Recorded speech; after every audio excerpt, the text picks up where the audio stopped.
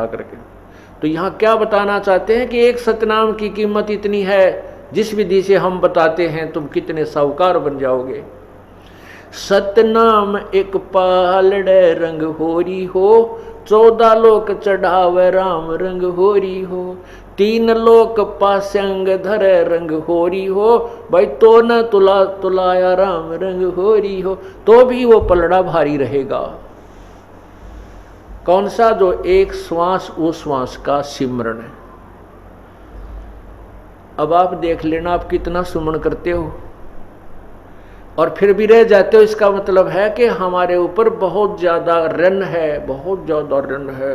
असंख्य युग हो गए हमने यहाँ इस काल के जाल में फंसों को, और काल ये ऐसा चतुर है कि हमारे पुण्यों को बहुत शीघ्र बर्बाद करवा देता है, कोई न कोई कारण बनवा देता है। और फिर हम जैसे थे उसे फिर हो जाए।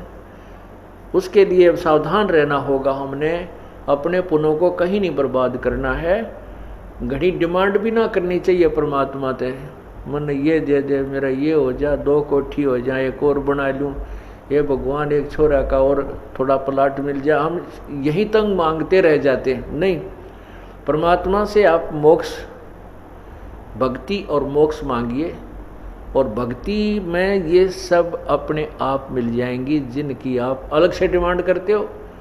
जैसे किसान गेहूं बीजता है और उस किसान के पास अपना कोई पशु भी नहीं है, ट्रैक्टर से सारा काम कर रहा है, तो गेहूं बीजेगा किस लिए? कि वो अपने परिवार का पेट भरे। प्रथम तो उसने अपने परिवार की और अपने जो है जीवन रक्षा के लिए गेहूं की आवश्यकता है। उससे बचेगा जो सामग्री तो उसको बेचकर अपना अन्य काम वो करेगा। तो इसी प्रकार जैसे गेहूं बीज दिया, उसका उद्देश्य था अपनी रक्षा करना, अपना पेट भरना, परिवार का पेट भरे उस अन्न से। लेकिन गेहूं वो अन्न बनने से पहले भूसा पहले बनता है। वो भूसा जो बनता है, तूड़ा, वो पशुओं का चारा तो फ्री में बनता है, धक्के तो बने अपने आप बनता है। वो तो बाई प्रोडक्ट है उसका, किसका? कनक का, गेहूं का। इसी प्रकार यदि हम मोक्ष उद्देश्य से भक्ति मांगते हैं प्रभु से, तो उस भक्ति के अंदर यहाँ के तुमने जो ठाठ बाट की आवश्यकता है वो तो आप मिलेंगे, बिना मांगे मिलेंगे। वो तो भूसा है यहाँ का। कोई बात नहीं, अभी ज्ञान नहीं है क्योंकि हम बहुत सताए हुए हैं दुखों के।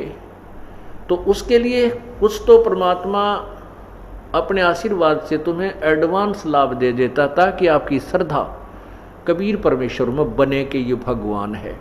उसके बाद फिर कहता है कि पुत्र अब तुम खुद करो, बेटा बेटी अब तुम साहूकार बनो, तुम स्वयं मेहनत करो, इस नाम का जाप करो, इस तरह धर्म करो, ये पुण्य करो। तो जैसे कोई ज़्यादा कहता है मुझे ऐसी तकलीफ है, मैं ऐसा है, तो हम कहते हैं तुम एक हवन के लिए, ज्योति के लिए संकल्प करो। इसी को कहते हैं आप पाठ के लिए संकल्प करो। क्योंकि हम अपने आशीर्वाद, परमात्मा अपने आशीर्वाद से तो आपको देता ही देता, उसके बावजूद भी आप इतने वीक हो चुके हो कि फिर भी उभरते उभरते समय लग रहा है। तो उसको कवर करने के लिए वो आपको बताया जाता है कि ऐसा कर दीजिए। लेकिन जो कहते हैं बिन इच्छा दो देत है सो दान कहावे, और फल बाँचे नहीं ताश का वो अमरापुर जावे। जैसे आप पुण्य करते हो या हवन के लिए, कोई भी ज्योति के लिए जो दान करते हो, ये सबसे उत्तम बताया है कि कोई बिना डिमांड के करना चाहिए। इसमें दोनों फल मिलते हैं। यदि हम किसी डिमांड की कोई परमात्मा से मांग करके जो पुण्य करते हैं, वो काम तो हो जाता है लेकिन वो पुण्य बराबर हो गया, उस पुण्य के प्रतिफल में आपने ले लिया। और बिन इच्छा जो देते सो दान कहावे, फल बाँचे नहीं ताश का वो अमरापुर जावे। जो दान आप करते हो सब इच्छा से, कर्तव्य समझकर, जैसे गीता जी के 3रे अध्याय में लिखा है कि जो व्यक्ति परमात्मा के दिए हुए उस धन में से जो दान नहीं करता वो तो पापी, एक पाप खाता है। इसलिए हमारा परम कर्तव्य है कि हम कुछ पुण्य करें, यज्ञ करें। तो उसके लिए हमारा परम कर्तव्य समझ करके हम जो पुण्य, दान जो भी करते हैं, पाठ आदि करवाते हैं, उसका फल दोनों लाभ देता है। वो आपके जो काम अड़े हुए हैं उनको भी सेट करता है, क्योंकि आपने बिन इच्छा एक कर्तव्य समझकर दान पाठ आदि करवाया है, और आपको